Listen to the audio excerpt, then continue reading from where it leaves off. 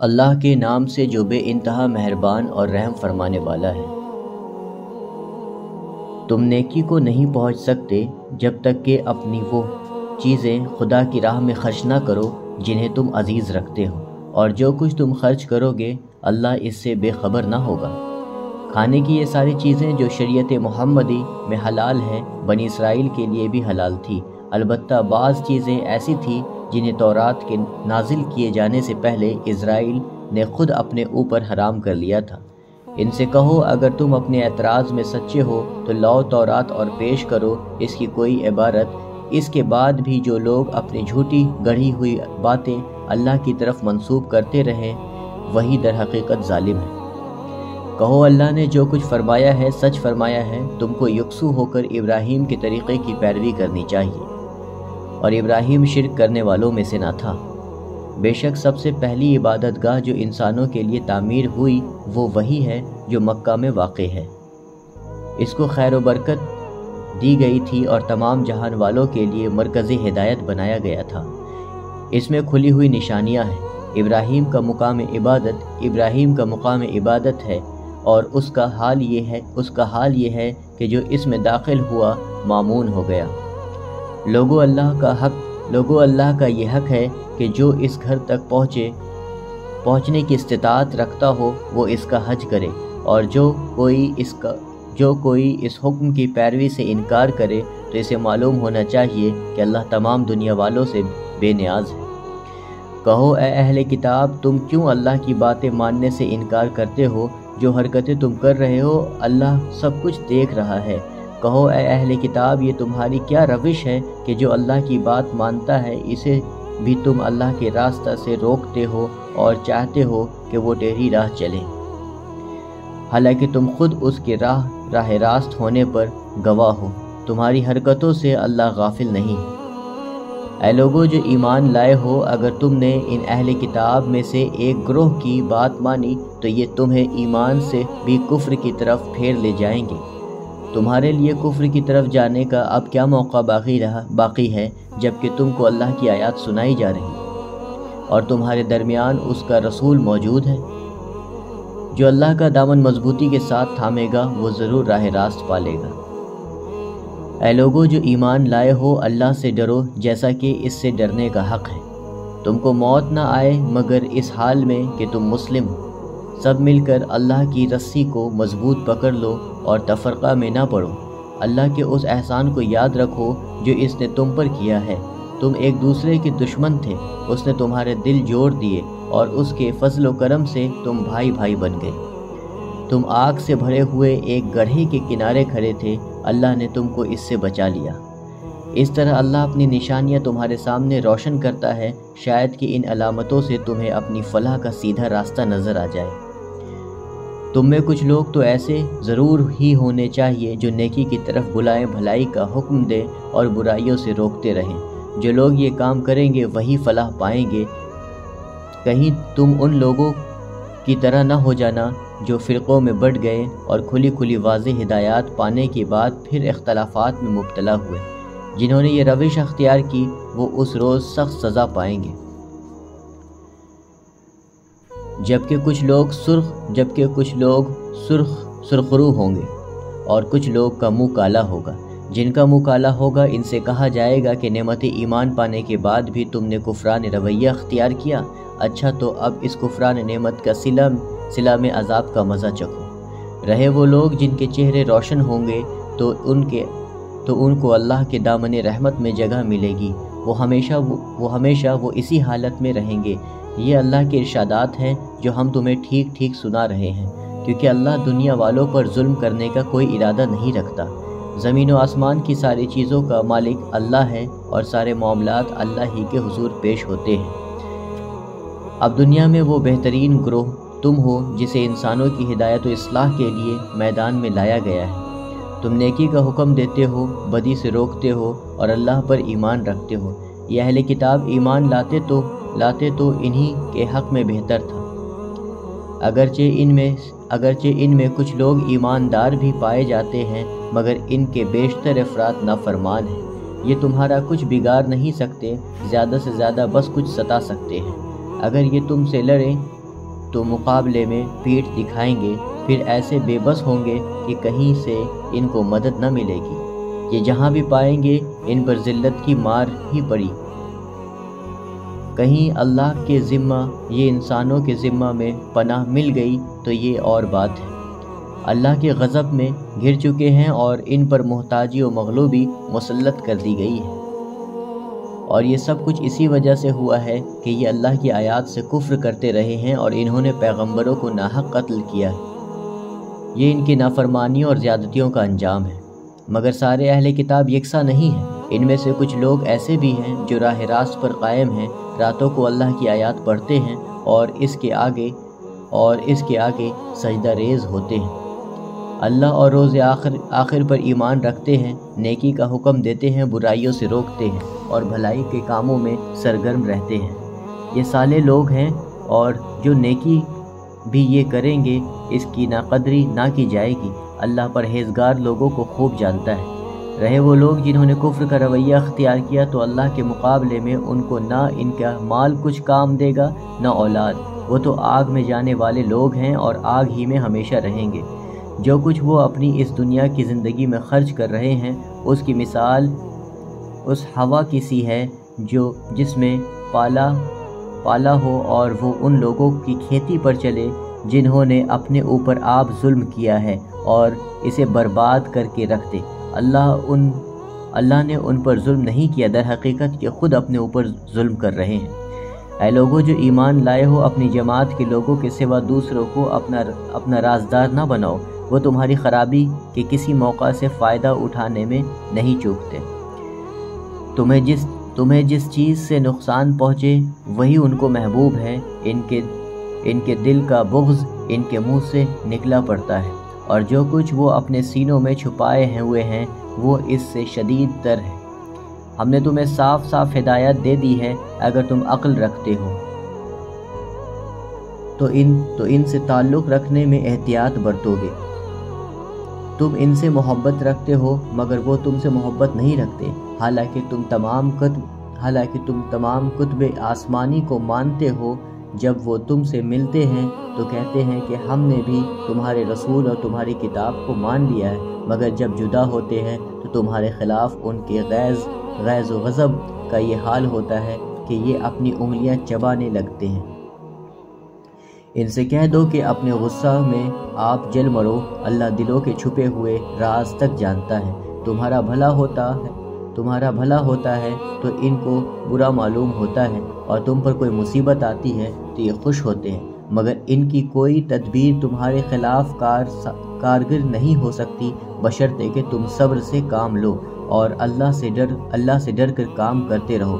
جو کچھ یہ کر رہے ہیں اللہ اس پر حاوی ہے۔ اے پیغمبر، مسلمانوں کے سامنے اس موقع کا ذکر کرو جب تم صبح سویرے اپنے گھر سے نکلے تھے اور احد کے میدان میں مسلمانوں کو جنگ کے لیے جا بجا مامور کر رہے تھے۔ اللہ ساری باتیں سنتا ہے اور وہ نہایت باخبر ہے۔ یاد کرو جب تم میں سے دو گروہ وہ بزدلی دکھانے پر آمادہ ہو گئے تھے، حالانکہ اللہ ان کی مدد پر موجود تھا، اور مومنوں کو اللہ ہی پر بھروسہ رکھنا چاہیے۔ آخر اس سے پہلے جنگ بدر میں اللہ تمہاری مدد کر چکا تھا، حالانکہ اس وقت تک تم بہت کمزور تھے، لہٰذا تم کو چاہیے کہ اللہ کی ناشکری سے بچو۔ امید ہے کہ اب تم شکر گزار بنو گے۔ اے نبی، یاد کرو جب تم مومنوں سے کہہ رہے تھے کیا تمہارے لیے یہ بات کافی نہیں کہ اللہ 3000 فرشتے اتار کر تمہاری مدد کرے؟ بے شک اگر تم صبر کرو اور خدا سے ڈرتے ہوئے کام کرو تو جس آن دشمن تمہارے اوپر چڑھ کر آئیں گے اسی آن تمہارا رب 3000 نہیں 5000 صاحب نشان فرشتوں سے تمہاری مدد کرے گا۔ یہ بات اللہ نے تمہیں اس لیے بتا دی کہ تم خوش ہو جاؤ اور تمہارے دل مطمئن ہو جائیں۔ فتح و نصرت جو کچھ بھی ہے اللہ کی طرف سے ہے، جو بڑی قوت والا اور دانا و بینا ہے، اور یہ مدد وہ تمہیں اس لیے دے گا تاکہ کفر کی راہ چلنے والوں کا ایک بازو کاٹ دے، یا ان کو ایسی ذلیل شکست دے کہ وہ نامرادی کے ساتھ پسپا ہو جائے۔ اے پیغمبر، فیصلہ کے اختیارات میں تمہارا کوئی حصہ نہیں، اللہ کو اختیار ہے۔ چاہے انہیں معاف کرے چاہے سزا دے، کیونکہ وہ ظالم ہے۔ زمین اور آسمانوں میں جو کچھ ہے اس کا مالک اللہ ہے، جس کو چاہے بخش دے اور جس کو چاہے عذاب دے، وہ معاف کرنے والا اور رحیم ہے۔ اے لوگو جو ایمان لائے ہو، یہ بڑھتا اور چڑھتا سود کھانا چھوڑ دو اور اللہ سے ڈرو، امید ہے فلاح پاؤ گے۔ اس آگ سے بچو جو کافروں کے لیے مہیا کی گئی ہے، اور اللہ اور رسول کی اطاعت کرو، توقع ہے کہ تم پر رحم کیا جائے گا۔ دوڑ کر چلو اس راہ پر جو تمہارے رب کی بخشش اور اس جنت کی طرف جاتی ہے جس کی وسعت زمین اور آسمانوں جیسی ہے، اور وہ ان خدا ترس لوگوں کے لیے مہیا کی گئی ہے جو ہر حال میں اپنے مال خرچ کرتے ہیں، خواہ بدحال ہو یا خوشحال، جو غصے کو پی جاتے ہیں اور دوسروں کے قصور معاف کر دیتے ہیں۔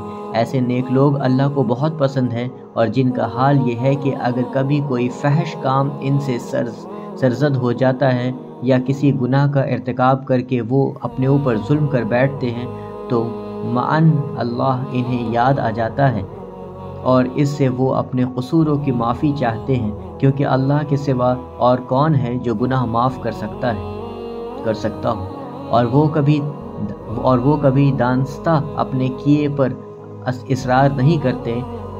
ایسے لوگوں کی جزا ان کے رب کے پاس یہ ہے کہ وہ ان کو معاف کر دے گا، اور ایسے باغوں میں انہیں داخل کرے گا جن کے نیچے نہریں بہتی ہوں گی، اور وہاں وہ ہمیشہ رہیں گے۔ کیسا اچھا بدلہ ہے نیک اعمال کرنے والوں کے لیے۔ تم سے پہلے بہت سے دور گزر چکے ہیں، زمین میں چل پھر کر دیکھ لو کہ ان لوگوں کا کیا انجام ہوا جنہوں نے اللہ کے احکام و ہدایات کو جھٹلایا۔ یہ لوگوں کے لیے ایک صاف اور صریح تنبیہ ہے، اور جو لوگ اللہ سے ڈرتے ہوں ان کے لیے ہدایت اور نصیحت۔ دل شکستہ نہ ہو، غم نہ کرو، تم ہی غالب رہو گے اگر تم مومن ہو۔ اس وقت اگر تمہیں چوٹ لگی ہے تو اس سے پہلے ایسی ہی چوٹ تمہارے مخالف فریق کو بھی لگ چکی ہے۔ یہ تو زمانہ کی نصیب و فراز ہے جنہیں ہم لوگوں کے درمیان گردش دیتے رہتے ہیں۔ تم پر یہ وقت اس لیے لایا گیا ہے کہ اللہ دیکھنا چاہتا تھا کہ تم میں سے سچے مومن کون ہیں، اور ان لوگوں کو چھانٹ لینا چاہتا تھا جو واقع راستی کے گواہ ہوں، کیونکہ ظالم لوگ اللہ کو پسند نہیں، اور وہ اس آزمائش کے ذریعے سے مومنوں کو الگ چھانٹ کر کافروں کی سرکوبی کر دینا چاہتا تھا۔ کیا تم نے یہ سمجھ رکھا ہے کہ یوں ہی جنت میں چلے جاؤ گے، حالانکہ ابھی اللہ نے یہ تو دیکھا ہی نہیں کہ تم میں کون وہ لوگ ہیں جو اس کی راہ میں جانے لڑانے والے اور اس کی خاطر صبر کرنے والے ہیں۔ تم تو موت کی تمنائیں کر رہے تھے، مگر یہ اس وقت کی بات تھی جب موت سامنے نہ آئی تھی۔ لو اب وہ تمہارے سامنے آ گئی اور تم نے اسے آنکھوں دیکھ لیا۔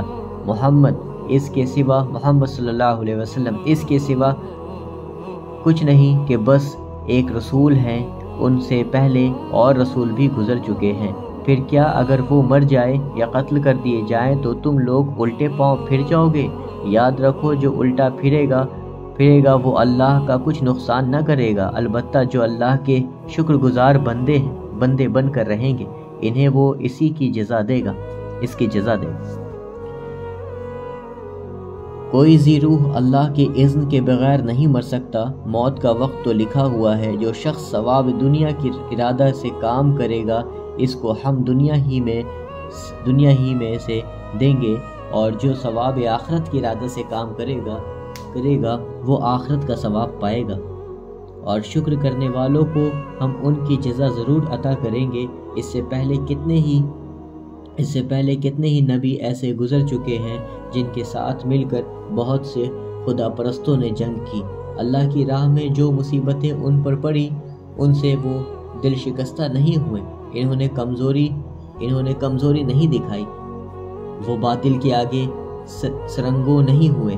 ایسے ہی صابروں کو اللہ پسند کرتا ہے۔ ان کی دعا بس یہ تھی کہ اے ہمارے رب ہماری غلطیوں اور کوتاہیوں سے درگزر فرما، ہمارے کام میں تیرے حدود سے جو کچھ تجاوز ہو گیا ہے اسے معاف کر دے، ہمارے قدم جما دے اور کافروں کے مقابلے میں ہماری مدد کر۔ آخرکار اللہ نے ان کو دنیا کا ثواب بھی دیا اور اس سے بہتر ثواب آخرت بھی عطا کیا۔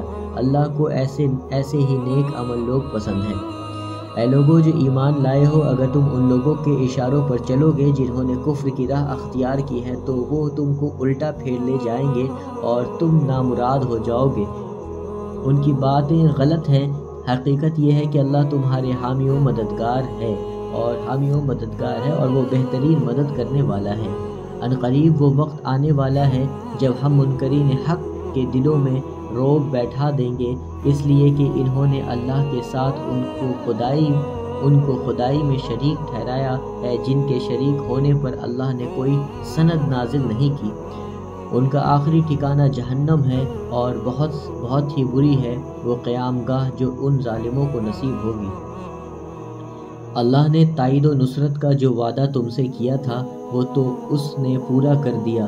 ابتدا میں اس کے حکم سے تم ہی ان کو قتل کر رہے تھے، مگر جب تم نے کمزوری دکھائی اور اپنے کام میں باہم اختلاف کیا اور جو ہی کہ وہ چیز اللہ نے تمہیں دکھائی جس کی محبت میں تم گرفتار تھے، یعنی مال غنیمت، تم اپنے سردار کے حکم کی خلاف ورزی کر بیٹھے، اس لیے کہ تم میں سے کچھ لوگ دنیا کے طالب تھے اور کچھ آخرت کی خواہش رکھتے تھے۔ تب اللہ نے تمہیں کافروں کے مقابلے میں پسپا کر دیا تاکہ تمہاری آزمائش کرے، اور حق یہ ہے کہ اللہ نے پھر بھی تمہیں معاف ہی کر دیا، کیونکہ مومنوں پر اللہ بڑی نظر عنایت رکھتا ہے۔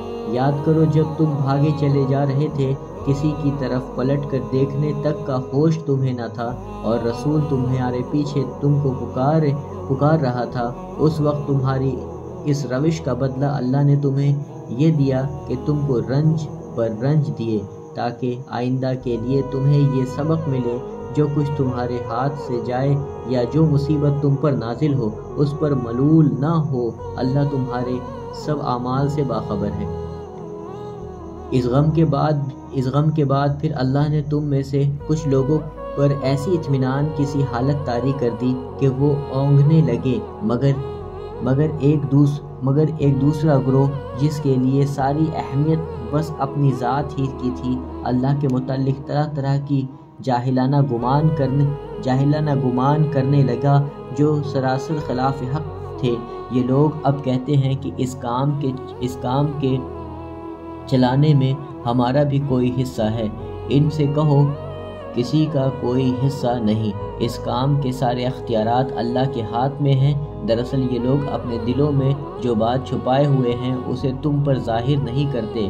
ان کا اصل مطلب یہ ہے کہ اگر قیادت کے اختیارات میں ہمارا کچھ حصہ ہوتا تو یہاں ہم نہ مارے جاتے۔ ان سے کہہ دو کہ اگر تم اپنے گھروں میں بھی ہوتے تو جن لوگوں کی موت لکھی ہوئی تھی وہ خود اپنی قتل گاہوں کی طرف نکل آتے، اور یہ معاملہ جو پیش آیا یہ تو اس لیے تھا کہ جو کچھ تمہارے سینوں میں پوشیدہ ہے اللہ اسے آزما لے، اور جو کھوٹ تمہارے دلوں میں ہے اسے چھاڑ دے۔ اللہ دلوں کا حال خوب جانتا ہے۔ تم میں سے جو لوگ مقابلے کے دن پیٹ پھیر گئے تھے ان کی اس لغزش کا سبب یہ تھا کہ ان کی بعض کمزوریوں کی وجہ سے شیطان نے ان کے قدم ڈگمگا دیے تھے، اللہ نے انہیں معاف کر دیا۔ اللہ بہت درگزر کرنے والا اور بردبار ہے۔ اے لوگوں جو ایمان لائے ہو، کافروں کسی باتیں نہ کرو جن کے عزیز و اقارب اگر کبھی سفر پر جاتے ہیں یا جنگ میں شریک ہوتے ہیں اور وہاں کسی حادثہ سے دوچار ہو جاتے ہیں تو وہ کہتے ہیں کہ اگر وہ ہمارے پاس ہوتے تو نہ مارے جاتے اور نہ قتل ہوتے۔ اللہ اس قسم کی باتوں کو ان کے دلوں میں حسرت و اندوہ کا سبب بنا دیتا ہے، ورنہ دراصل مارنے اور جلانے والا تو اللہ ہی ہے اور تمہاری تمام حرکات پر وہی نگراں ہے۔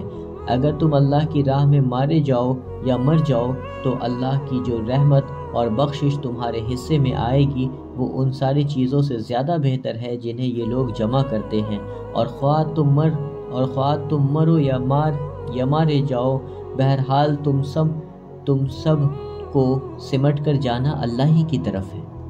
اے پیغمبر، یہ اللہ کی بڑی رحمت ہے کہ تم ان لوگوں کے لیے نرم مزاج واقع ہوئے ہو، ورنہ اگر کہیں تم تندخو اور سنگ دل ہوتے تو یہ سب تمہارے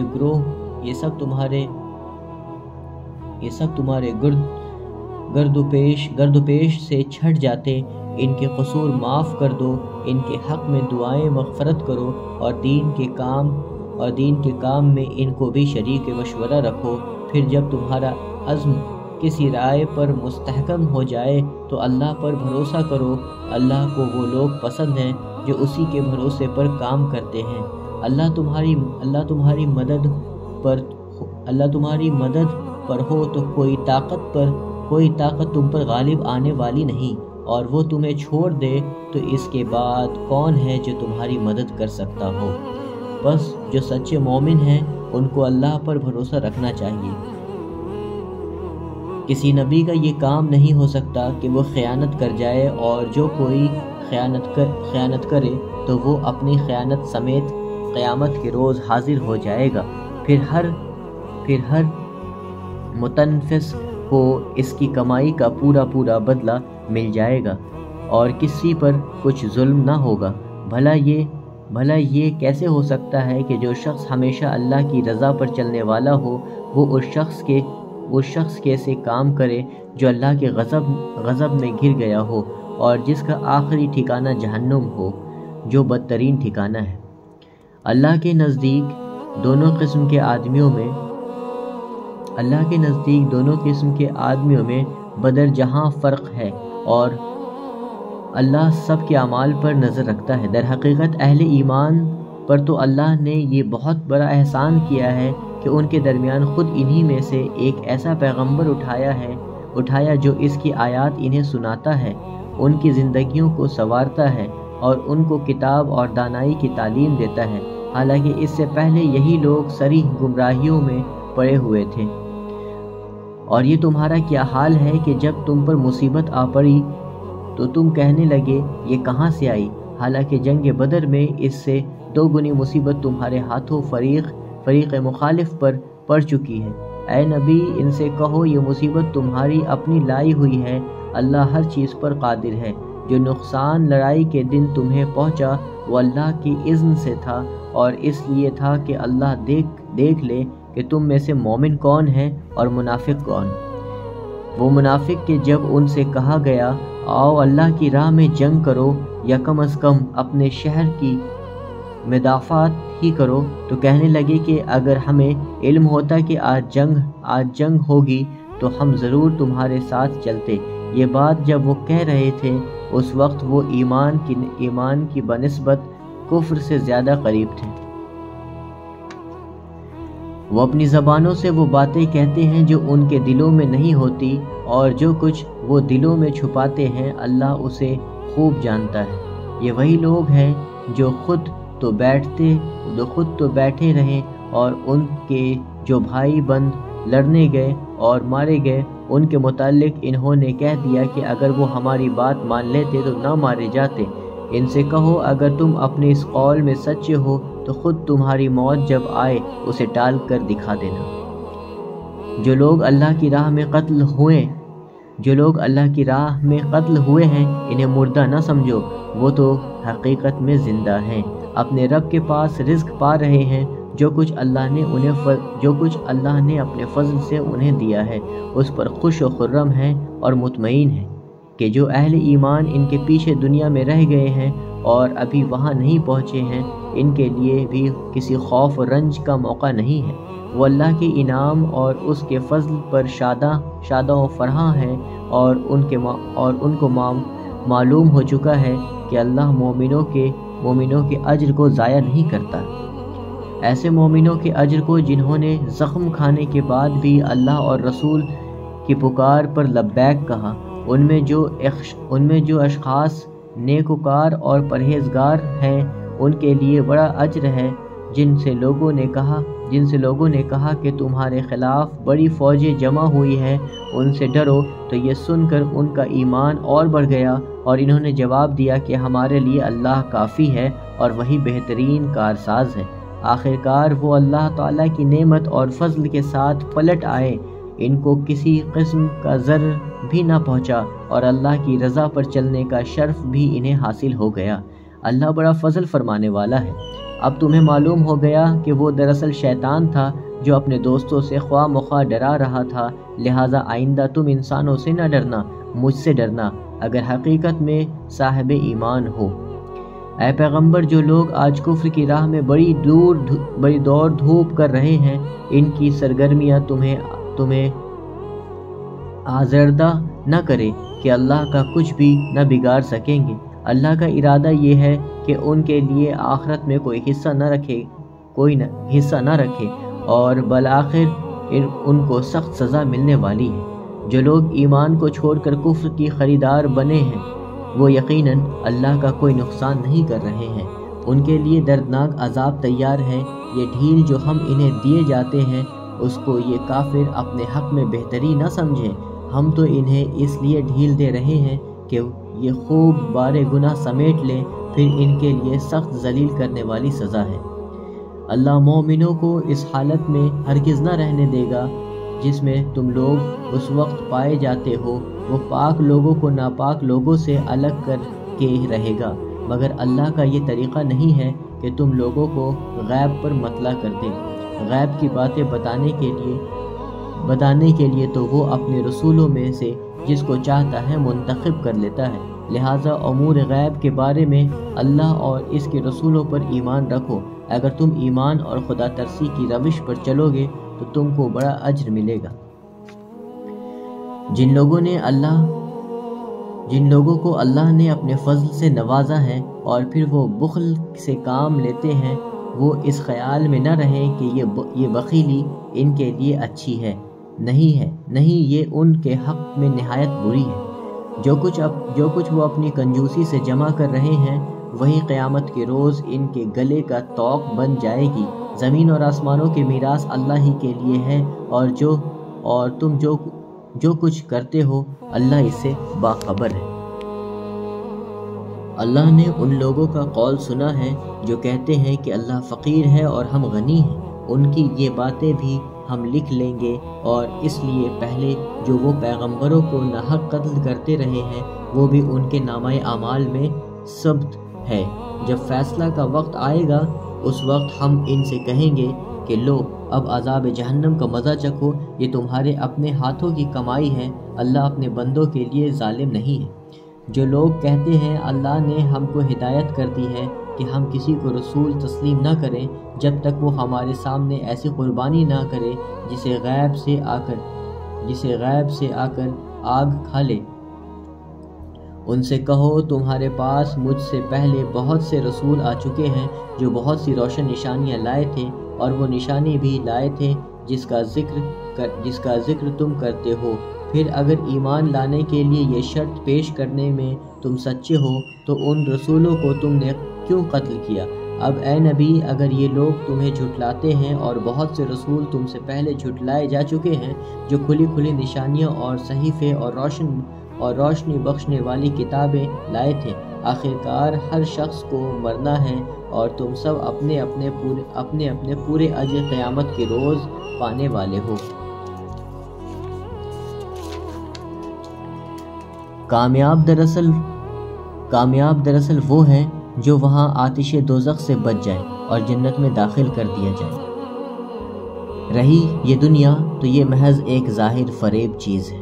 مسلمانوں، تمہیں مال اور جان دونوں کی آزمائشیں پیش آ کر رہیں گی، اور تم اہل کتاب اور مشرکین سے بہت سی تکلیف دہ باتیں سنو گے۔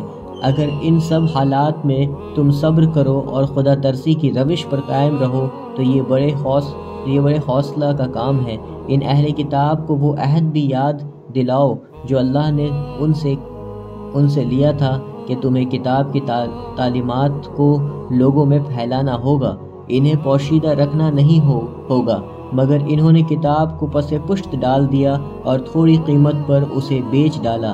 کتنا برا کاروبار ہے جو یہ کر رہے ہیں۔ تم ان لوگوں کو عذاب سے محفوظ نہ سمجھو جو اپنے کرتوتوں پر خوش ہیں اور چاہتے ہیں کہ ایسے کاموں کی تعریف انہیں حاصل ہو جو فی الواقع انہوں نے نہیں کیے ہیں۔ حقیقت میں ان کے لیے دردناک سزا تیار ہے۔ زمین اور آسمانوں کا مالک اللہ ہے اور اس کی قدرت سب پر حاوی ہے۔ زمین اور آسمانوں کی پیدائش میں اور رات اور دن کی باری باری سے آنے میں ان ہوش مندوں کے لیے بہت نشانیاں ہیں جو اٹھتے بیٹھتے اور لیٹتے ہر حال میں خدا کو یاد کرتے ہیں اور زمین اور آسمانوں کی ساخت میں غور و فکر کرتے ہیں۔ وہ بے اختیار بول اٹھتے ہیں، پروردگار یہ سب کچھ تو نے فضول اور بے مقصد نہیں بنایا ہے، تو پاک ہے اس سے کہ ابس کام کرے، پس اے رب ہمیں دوزخ کی عذاب سے بچا لے۔ تو نے جسے دوزخ میں ڈالا اسے در حقیقت بڑی ذلت اور رسوائی میں ڈال دیا، اور پھر ایسے ظالموں کا کوئی مددگار نہ ہوگا۔ مالک ہم نے ایک پکارنے والے کو سنا جو ایمان کی طرف بلاتا تھا اور کہتا تھا کہ اپنے رب کو مانو۔ ہم نے اس کی دعوت قبول کر لی، پس اے ہمارے آقا جو قصور ہم سے ہوئے ہیں ان سے درگزر فرما، جو برائیاں ہم میں ہیں انہیں دور کر دے، اور ہمارا خاتمہ نیک لوگوں کے ساتھ کر۔ خداوندہ جو وعدے تو نے اپنے رسولوں کے ذریعے سے کیے ہیں ان کو ہمارے ساتھ پورا کر، اور قیامت کے دن ہمیں رسوائی میں نہ ڈال، بے شک تو اپنے وعدے کے خلاف کرنے والا نہیں۔ جواب میں ان کے رب نے فرمایا، میں تم میں سے کسی کا عمل ضائع کرنے والا نہیں ہوں، خواہ مرد ہو یا عورت، تم سب ایک دوسرے کے لیے ہم جنس ہو، لہٰذا جن لوگوں نے میری خاطر اپنے وطن چھوڑے اور جو میری راہ میں اپنے گھروں سے نکالے گئے اور ستائے گئے اور میرے لیے لڑے اور مارے گئے، ان کے سب قصور میں معاف کر دوں گا، اور انہیں ایسی باغوں میں داخل کروں گا جن کے نیچے نہریں بہتی ہوں گی۔ یہ ان کی جزا ہے اللہ کے ہاں، اور بہترین جزا اللہ ہی کے پاس ہے۔ اے نبی، دنیا کے ملکوں میں خدا کے نافرمان لوگوں کی چلت پھرت تمہیں کسی دھوکے میں نہ ڈالے، یہ محض چند روزہ زندگی کا تھوڑا سا لطف ہے، پھر یہ سب جہنم میں جائیں گے جو بدترین جائے قرار ہے۔ برعکس اس کے جو لوگ اپنے رب سے ڈرتے ہوئے زندگی بسر کرتے ہیں، ان کے لیے ایسے باغ ہیں جن کے نیچے نہریں بہتی ہیں، ان باغوں میں وہ ہمیشہ رہیں گے۔ اللہ کی طرف سے یہ سامان ضیافت ہے ان کے لیے، اور جو کچھ اللہ کے پاس ہے نیک لوگوں کے لیے وہی سب سے بہتر ہے۔ اہل کتاب میں بھی کچھ لوگ ایسے ہیں جو اللہ کو مانتے ہیں، اس کتاب پر ایمان لاتے ہیں جو تمہاری طرف بھیجی گئی ہے، اور اس کتاب پر بھی ایمان رکھتے ہیں جو اس سے پہلے خود ان کی طرف بھیجی گئی تھی۔ اللہ کے آگے جھکے ہوئے ہیں اور اللہ کی آیات کو تھوڑی سی قیمت پر بیچ نہیں دیتے۔ ان کا اجر ان کے رب کے پاس ہے، اور اللہ حساب چکانے میں دیر نہیں لگاتا۔ اے لوگو جو ایمان لائے ہو، صبر سے کام لو، باطل پرستوں کے مقابلے میں پامردی دکھاؤ، حق کی خدمت کے لیے کمر بستہ رہو اور اللہ سے ڈرتے رہو، امید ہے کہ فلاح پاؤ گے۔ سورہ نساء۔ اللہ کے نام سے جو بے انتہا مہربان اور رحم فرمانے والا ہے۔ لوگوں اپنے رب سے ڈرو جس نے تم کو ایک جان سے پیدا کیا اور اسی جان سے اس کا جوڑا بنایا، اور ان دونوں سے بہت مرد عورت دنیا میں پھیلا دیے۔ اس خدا سے ڈرو جس کا واسطہ دے کر تم ایک دوسرے سے اپنے حق مانگتے ہو، اور رشتہ و قرابت کے تعلقات کو بگاڑنے سے پرہیز کرو۔ یقین جانو کہ اللہ تم پر نگرانی کر رہا ہے۔ یتیموں کے مال ان کو واپس دو، اچھے مال کو برے مال سے نہ بدل لو، اور ان کے مال اپنے مال کے ساتھ ملا کر نہ کھاؤ، یہ بہت بڑا گناہ ہے۔ اور اگر تم کو اندیشہ ہو کہ یتیموں کے ساتھ انصاف نہ کر سکو گے، تو جو عورتیں تم کو پسند آئیں ان میں سے 2-2 3-3 4-4 سے نکاح کر لو، لیکن اگر تمہیں اندیشہ ہو کہ ان کے ساتھ عدل نہ کر سکو گے تو پھر ایک ہی بیوی کرو، یا ان عورتوں کو زوجیت میں لاؤ جو تمہارے قبضہ میں آئی ہیں۔ بے انصافی سے بچنے کے لیے یہ زیادہ قرین ثواب ہے۔ عورتوں کے مہر خوش دلی کے ساتھ فرض جانتے ہوئے ادا کرو، البتہ اگر وہ خود اپنی خوشی سے مہر کا کوئی حصہ تمہیں معاف کر دے تو اسے تم مزے سے کھا سکتے ہو، اور اپنے وہ مال جنہیں اللہ نے تمہارے لیے قیام زندگی کا ذریعہ بنایا ہے نادان لوگوں کے حوالے نہ کرو، البتہ انہیں کھانے اور پہننے کے لیے دو اور انہیں نیک ہدایت کرو، اور یتیموں کی آزمائش کرتے رہو یہاں تک کہ وہ نکاح کے قابل عمر کو پہنچ جائیں۔ پھر اگر تم ان کے اندر اہلیت پاؤ تو ان کے مال ان کے حوالے کر دو، ایسا کبھی نہ کرنا کہ حد انصاف سے تجاوز کر کے اس خوف سے ان کے مال جلدی کھا جاؤ کہ وہ بڑے ہو کر اپنے حق کا مطالبہ کریں گے۔ یتیم کا جو سرپرست مالدار ہو وہ پرہیزگاری سے کام لے، اور جو غریب ہو وہ معروف طریقے سے کھائے۔ پھر جب ان کے مال ان کے حوالے کرنے لگو تو لوگوں کو اس پر گواہ بنا لو، اور حساب لینے کے لیے اللہ کافی ہے۔ مردوں کے لیے اس مال میں حصہ ہے جو ماں باپ اور قریبی رشتہ داروں نے چھوڑا ہو، اور عورتوں کے لیے بھی اس مال میں حصہ ہے جو ماں باپ اور قریبی رشتہ داروں نے چھوڑا ہو، خواہ تھوڑا ہو یا بہت، اور یہ حصہ اللہ کی طرف سے مقرر ہے۔ اور جب تقسیم کے موقع پر کنبہ کے لوگ اور یتیم اور مسکین آئے تو اس مال میں سے ان کو بھی کچھ دو، اور ان کے ساتھ بھلے مانوس کسی بات کرو۔ لوگوں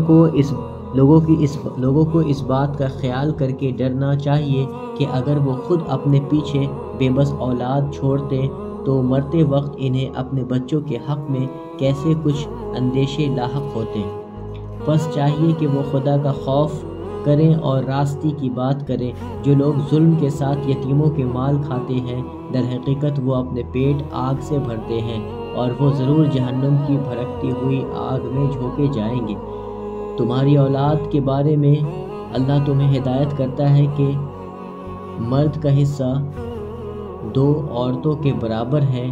اگر میت کے وارث 2 سے زائد لڑکیاں ہوں تو انہیں ترکے کا 2/3 دیا جائے، اور اگر ایک ہی لڑکی وارث ہو تو آدھا ترکہ اس کا ہے۔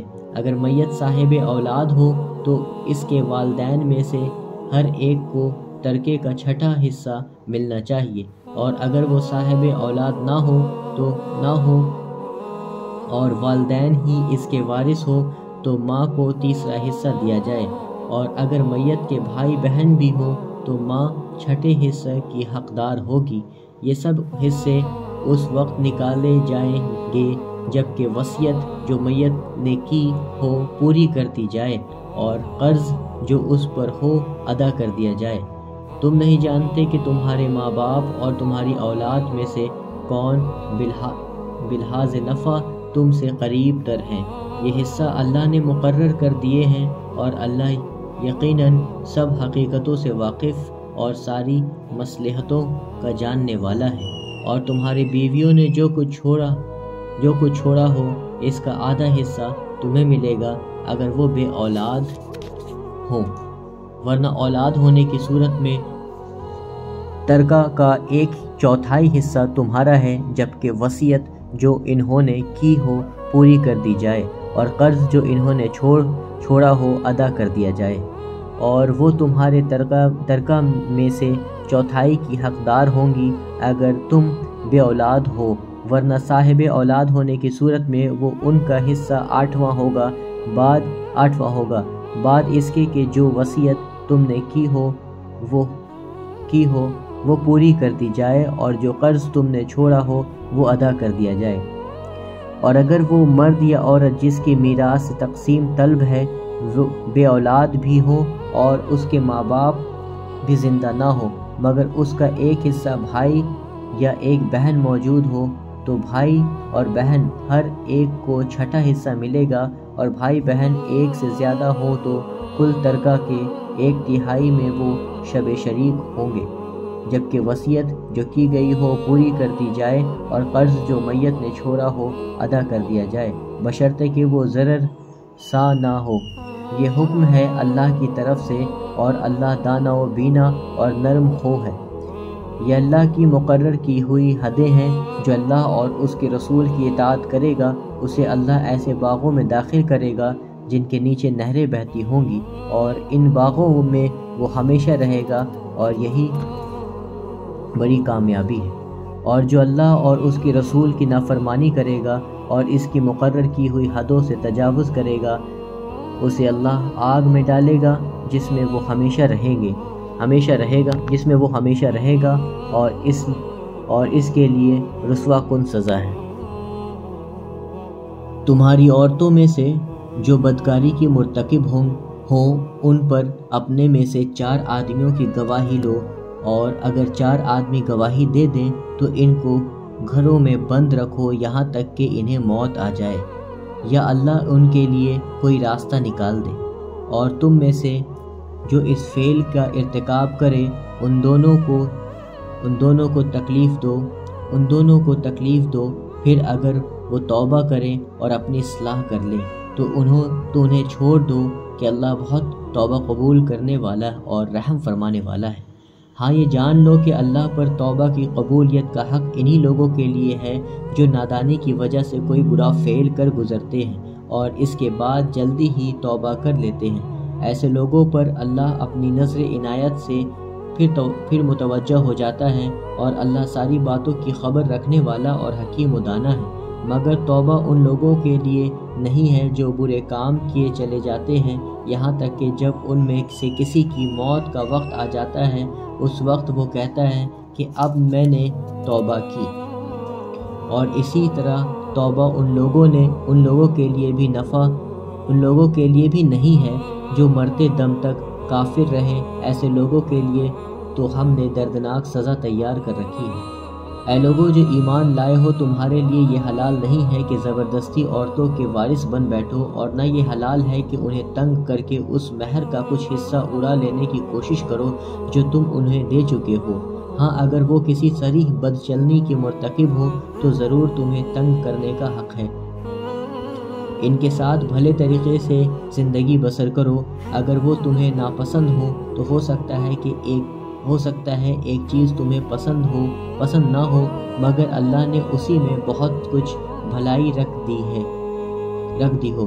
اور اگر تم ایک بیوی کی جگہ دوسری بیوی لے آنے کا ارادہ ہی کر لو تو خواہ تم نے اسے ڈھیر سا مال ہی کیوں نہ دیا ہو، اس میں سے کچھ واپس نہ لینا۔ کیا تم اسے بہتان لگا کر اور صریح ظلم کر کے واپس لوگے، اور آخر تم اسے کسی طرح لے لوگے جبکہ تم ایک دوسرے سے لطف اندوز ہو چکے ہو اور وہ تم سے پختہ عہد لے چکی ہے۔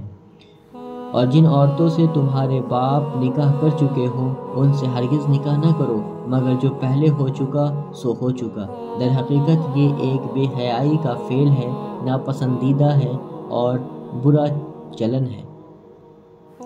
تم پر حرام کی گئی تمہاری مائیں، بیٹیاں، بہنیں، پھوپھیاں، خالائیں، بھتیجیاں، بھانجیاں، اور تمہاری وہ مائیں جنہوں نے تم کو دودھ پلایا ہو، اور تمہاری دودھ شریک بہنیں، اور تمہاری بیویاں، تمہاری بیویوں کی مائیں، اور تمہاری بیویوں کی لڑکیاں جنہوں نے تمہاری گودیوں میں پرورش پائی ہے، ان بیویوں کی لڑکیاں جن سے تمہارا تعلق زن و شو ہو چکا ہو، ورنہ اگر صرف